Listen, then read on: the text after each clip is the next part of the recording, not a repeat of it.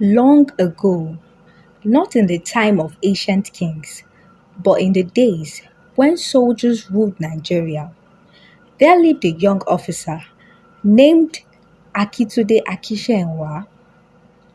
He was not a famous man. His voice was never heard on the radio. His name was not shouted in the marketplace. Most Nigerians did not know him at all, but inside the army, he was trusted. He was quiet, disciplined, serious about duty. A man who spoke little and obeyed quickly. Because of his loyalty, he was given a very special assignment.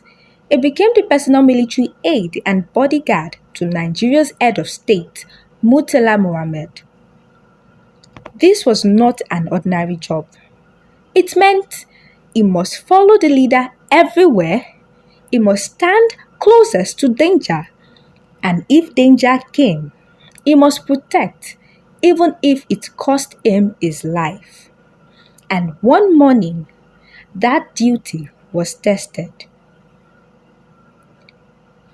It was Friday, February 13, 1976.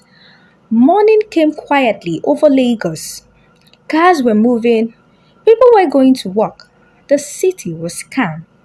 Nothing, absolutely nothing, showed that tragedy was waiting ahead. The head of state was traveling through Ikoyi in his official car.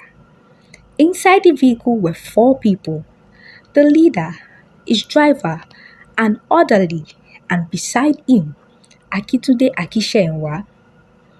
Then suddenly, armed soldiers blocked the road, and without warning, they opened fire. Bullets struck the car again and again and again. It was not random.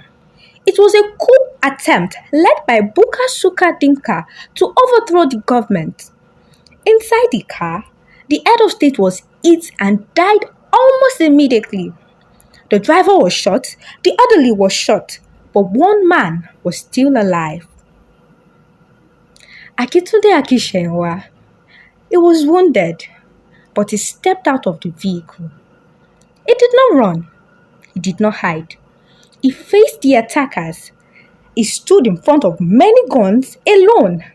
He tried to respond, but the attackers were many and they were heavily armed. They shot him several times, and there on the roadside in Ikoyi, he fell, still in uniform, still carrying out his duty. He was only 31 years old. The coup failed later that same day. The plotters were captured, but Nigerians never forgot that morning because Akintunde Akinsenwa was not remembered for power, not for speeches, not for politics.